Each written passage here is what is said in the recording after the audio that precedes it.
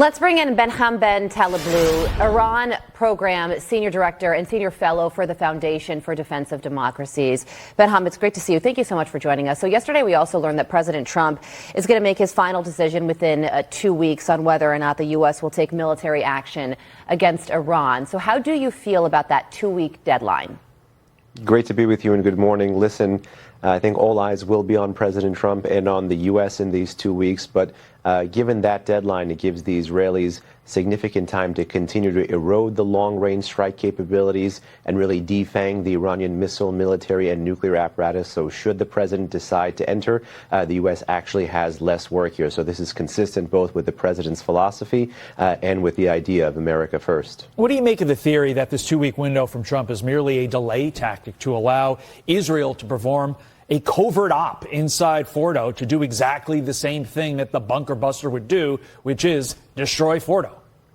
Well, a covert op designed to ferry out the uranium would be 100% safer, would be 100% more secure way, because you wouldn't know if, you would know actually if the uranium was not destroyed in some kind of blast or explosion. But conversely, it comes with a lot more risks. I don't see this, by the way, as some kind of covert op or psyop or anything designed to buy time for that. I actually see it as designed to buy time for the Iranians to realize how much of a bind they are, how much they have critically lost, and how much President Trump is giving them one last chance before really hitting pedal to the metal here. To be honest, just looking objectively as an outsider, the only thing that is standing between the collapse of this regime and certain death is President Trump. So President Trump has a real capability to say it's dismantle or else.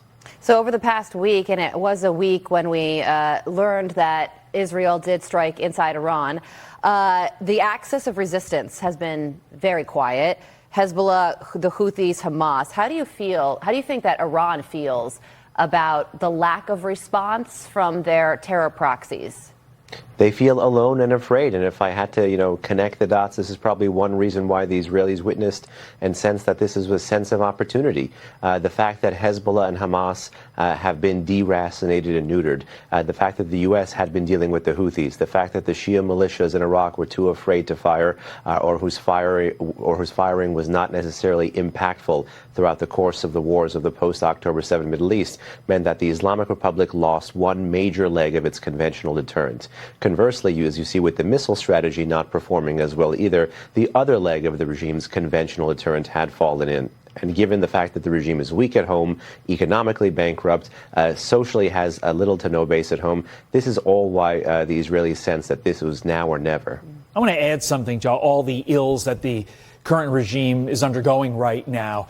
Despite talk of these ongoing negotiations, do we really believe that an 86-year-old religious zealot, quite frankly, to your point in that last answer, with absolutely nothing to lose, is really going to negotiate? That's my big concern here.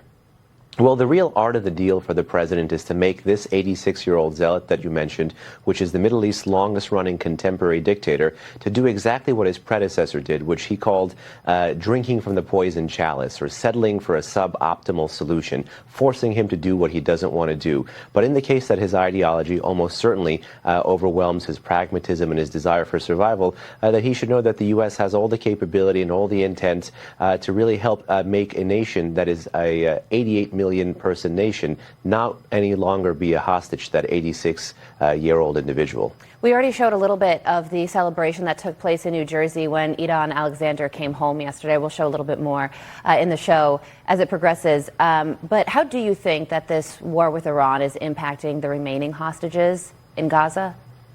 Well, there are some folks who are saying it's overshadowing it completely. I don't see that at all the case. If you're going after the sponsor of the multiple terror proxies that the regime has created or co-opted in the Middle East, you're doing the right thing, because you're disconnecting the dots between the patron and the proxy.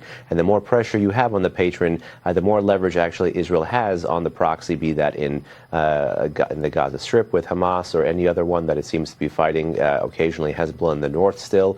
This is actually leverage that Israel has to actually be able to press to get the hostages back. We will be watching it all. Behnam Ben Taleblu, thank you so much for joining us.